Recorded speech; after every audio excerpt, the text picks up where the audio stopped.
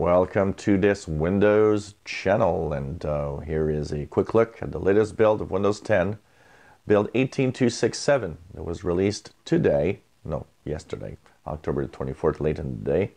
And this is the latest build, of course, of Windows 10 for the next version that will be early 2019, 19H1 as it's called. And of course, this is what is new in here. There's a few little things, not a lot, but there's a few little things to talk about. First, the install, same problem as the last few builds. It restarts like 2-3 times before it actually goes through.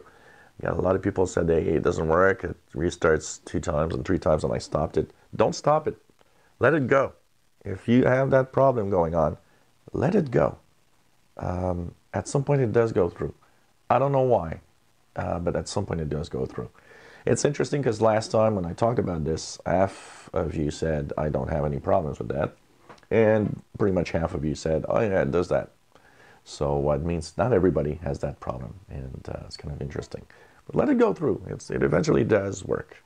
Okay, what's new in this build? First of all, if you speak Vietnamese or type Vietnamese, Vietnamese telex and number key-based keyboards are now available.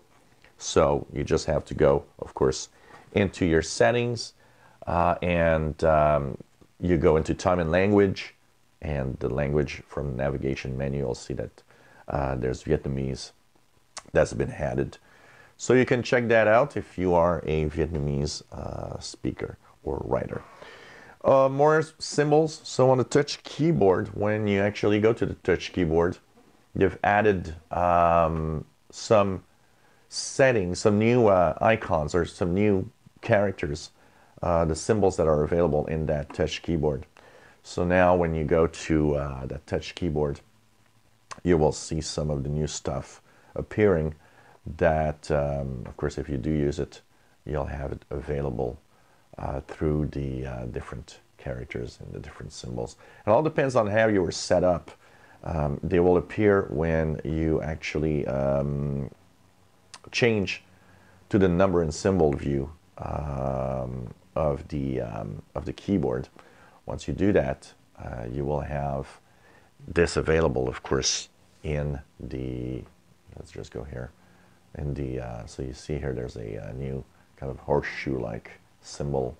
There's a lot of new little things that appear in here that are very different. So new symbols, new stuff appearing everywhere. Just check it out. It's available on the touch keyboard, of course. Okay, what else? If you use Google Chrome, Narrator will work better. There's also what's called UI Automation Framework. These two things are actually friendlier with Google Chrome. If you are visually impaired, there's a Narrator Braille at version 5.6 that now adds support to USB devices like Inceptor and Orbit 20 displays. So these are things that will hopefully make your life easier, which is not bad. It's pretty cool that they've been tweaking this for people that are visually impaired. There's a new mode called Enhanced Mode Search Indexer. So when you go here and you search, usually you'll search for settings, for web stuff. If you're searching for your own files or folders, it only goes through right now the main folders, documents, pictures, videos, downloads of Windows 10. Now, if you go here and you type Windows Search Settings, so you'll type Windows Search Settings, and you click, it's going to bring you to the new settings that are now available. One of the new settings that are available in here is Enhanced Search. So what's Enhanced Search? Enhanced Search means that now, instead of having just the main folders, you'll search through pretty much every folder everywhere. Even if you have an external hard drive, it's going to go through the files and find whatever you want. So you can, of course, use Enhanced if you want. It'll take about 15 to 20 minutes for your files to show up. But once it's enhanced, once it's working, and that the search indexer has actually found everything you have, you'll be there. You'll be okay.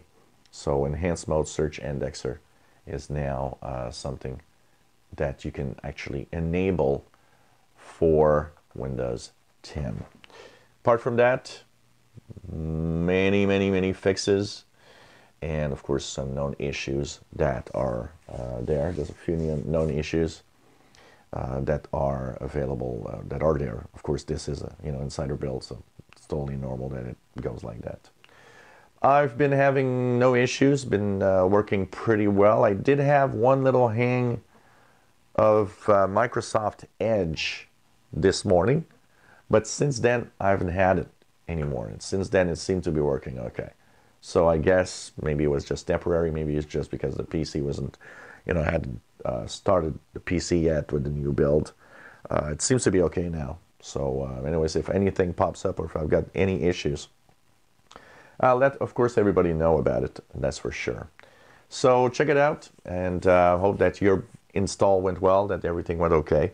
And why not let me know what you think of the new features and of the latest build for 19H1. If you enjoy my videos, please subscribe, give us a thumbs up. Thank you for watching.